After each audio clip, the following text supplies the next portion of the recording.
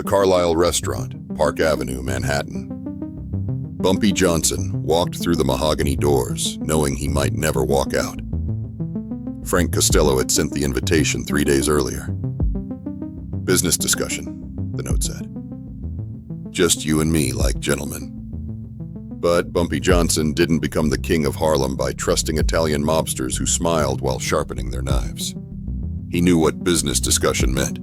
When Frank Costello sent the invitation himself, it meant a setup. It meant 8 guns pointed at one man. It meant they'd finally decided that negotiating with Bumpy Johnson cost more than killing him. The maitre d' led Bumpy through the restaurant, past tables of Manhattan's elite, past politicians and bankers who pretended not to recognize the most dangerous black man in New York. They walked to the back, to a private dining room with red velvet curtains and crystal chandeliers. The maitre d' opened the door. Bumpy stepped inside and heard the lock click behind him. 8 men sat around a table built for 12. Frank Costello at the head, wearing a charcoal suit that cost more than most Harlem families made in a year. To his right, Carlo Gambino, the quiet killer who smiled like a grandfather and murdered like a butcher. Vito Genovese, fresh from his power struggle with Costello, eyes cold as January steel. Meyer Lansky, the accountant, the man who made the mob's money legitimate. Tommy Lucchese, Joe Bonanno, Joe Profasi, and Stefano Magaddino. The Commission, the 5 families, the men who controlled organized crime in America.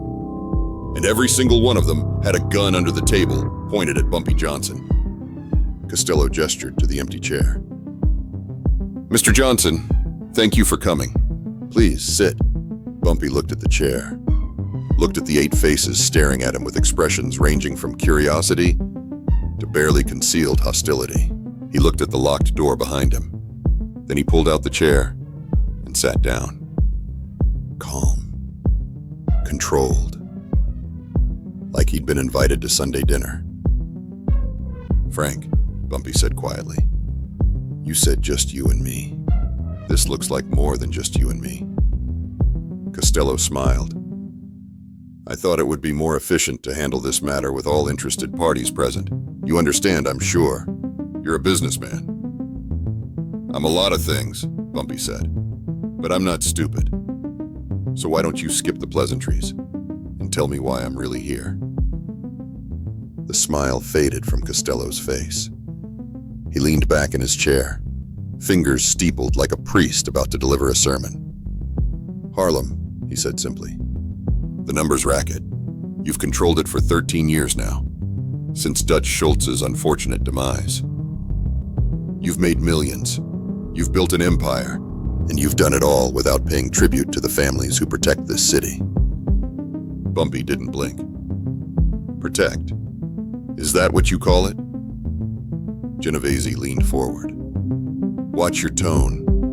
You're talking to men who could erase you from existence with one phone call. Bumpy turned to look at Genovese.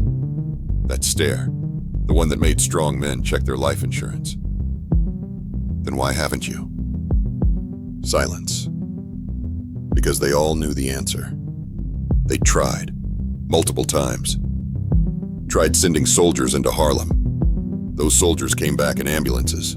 Tried cutting off Bumpy's supply lines. Bumpy found new ones. Tried turning his people against him. Nobody turned. Because Bumpy Johnson didn't rule through fear. He ruled through loyalty. And loyalty couldn't be bought or broken. Costello broke the silence. Mr. Johnson, we're not here to threaten you. We're here to make you an offer. A generous one. He gestured around the table. These men represent the most powerful crime organizations in America. We control unions, politicians, judges, police departments. We move millions of dollars every week, and we're offering you a seat at this table. Meyer Lansky spoke for the first time. His voice was soft, almost kind. 20%, Bumpy. You give us 20% of Harlem's numbers operation. In return, you get our protection, our political connections, our banking infrastructure. You become part of something bigger than yourself. Bumpy listened, didn't interrupt, didn't react. And if I say no, Costello's expression hardened. Then we have a problem. Because we can't allow an independent operator to control that much money in our city. It sets a bad precedent. Other neighborhoods start getting ideas. Other men start thinking they don't need us. Tommy Lucchese added, "You're one man, Bumpy. You've got maybe 40 soldiers. We've got thousands. You're good, but you're not that good." Bumpy Johnson looked around the table, looked at each face. These men had killed presidents of unions, judges who didn't take bribes, rivals who stood in their way. They'd built their empires on blood and bodies. And now they sat here, in this locked room, offering him a choice that wasn't really a choice at all. Join or die. But here's what Frank Costello and his 7 associates didn't know. Bumpy Johnson had known about this meeting for 2 weeks, not 3 days when the invitation arrived. 2 weeks. Because Bumpy Johnson had someone in Costello's organization who was more loyal to Harlem than to the Italians. Someone who'd heard the commission planning this business dinner and called Bumpy the same night. And for 2 weeks, Bumpy had been preparing. Not with guns, not with soldiers, with something far more devastating. Bumpy reached into his jacket. Every man at the table tensed. Hands moved to waistbands. Safeties clicked off. But Bumpy didn't pull a weapon. He pulled out a manila envelope, thick, heavy. He placed it on the table in front of him. "Before I answer your generous offer," Bumpy said calmly, "I think you gentlemen should see something." He opened the envelope, pulled out a stack of photographs, 8 by 10 glossy prints, and one by one, he placed them on the table. The first photograph showed a warehouse in Red Hook, Brooklyn, Carlo Gambino's main cash storage facility. The second showed a bank vault in New Jersey, Vito Genovese's money laundering operation. The third, a furniture factory in the Bronx, Meyer Lansky's legitimate business that fronted for $2 million in cash. Fourth, a restaurant in Little Italy, Frank Costello's counting house. Fifth, sixth, seventh, eighth. Every single photograph showed a different location. And in every single photograph, clearly visible in the foreground, were stacks of dynamite. Professional demolition charges. Enough to turn brick buildings into smoking craters. The table went silent. Not the silence of men thinking. The silence of men realizing they'd walked into a trap. Bumpy let them absorb what they were seeing.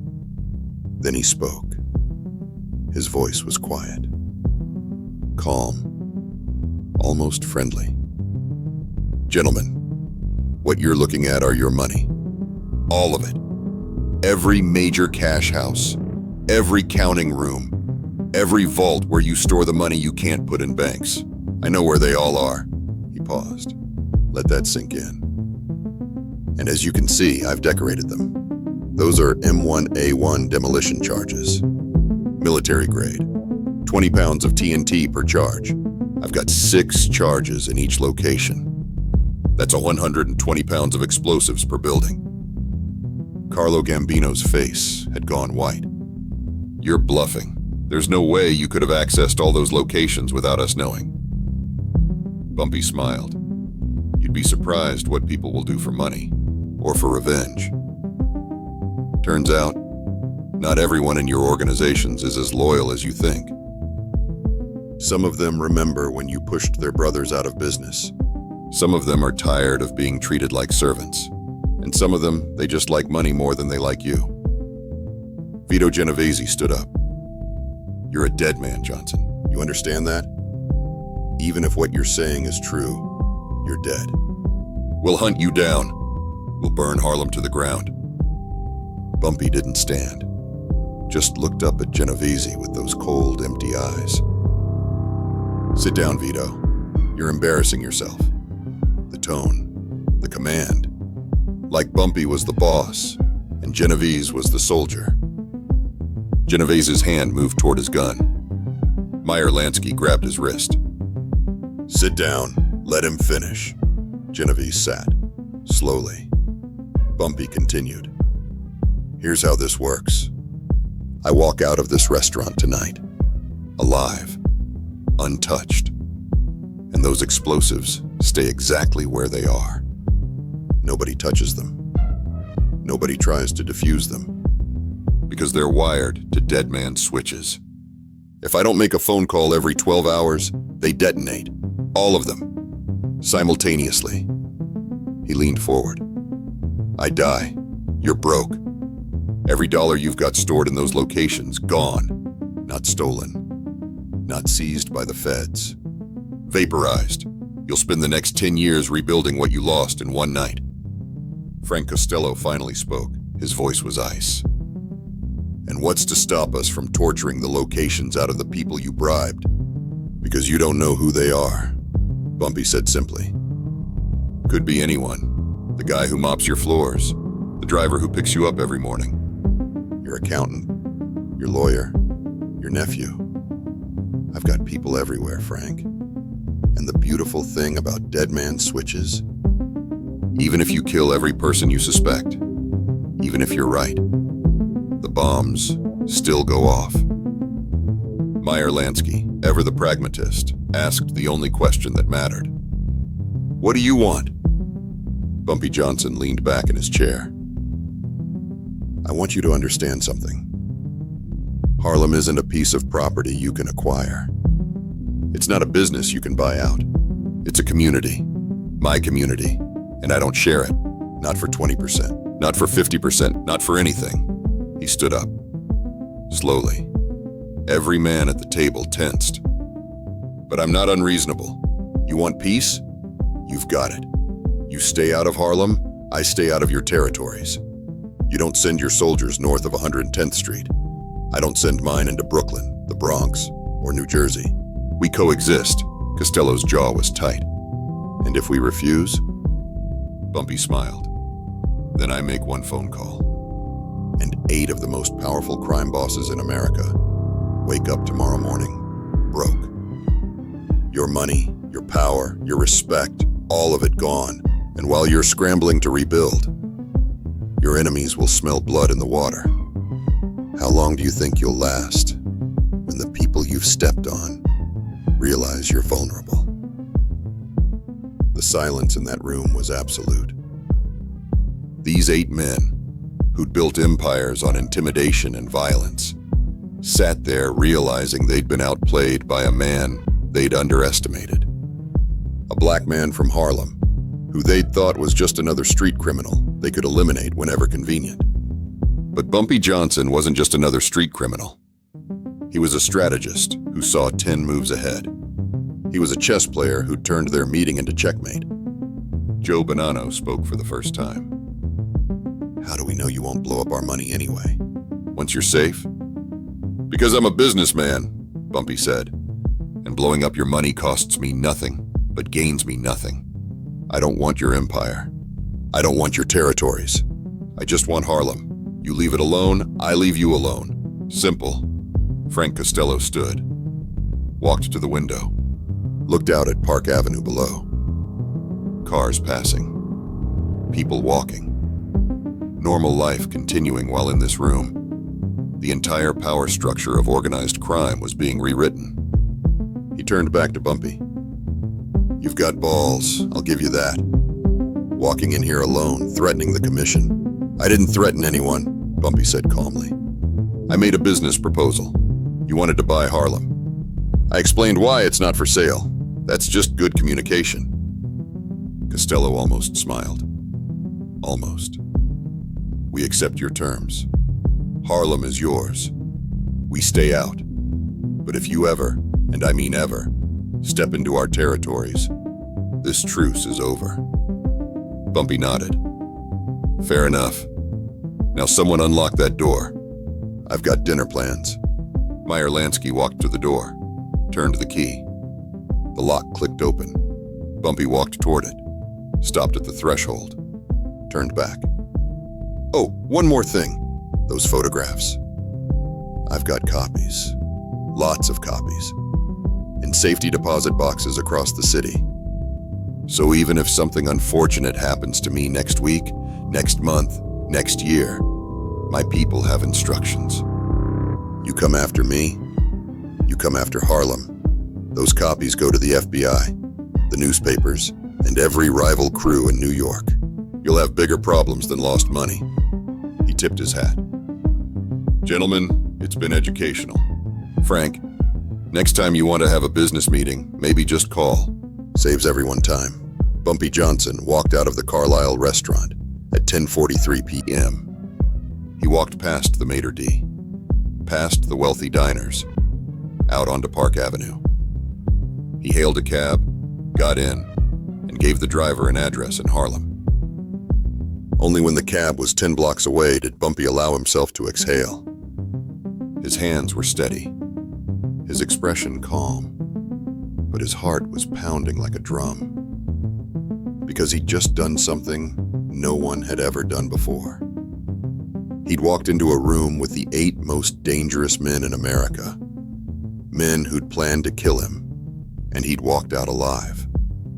Not by fighting, not by running, by being smarter. Back in the Carlisle restaurant's private dining room, the 8 men sat in silence.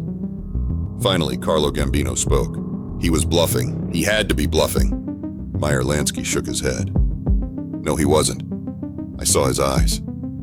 He meant every word. Vito Genovese slammed his fist on the table. So what do we do? Let him disrespect us? Let him threaten the commission? Frank Costello poured himself a drink. Bourbon, neat. He downed it in one swallow.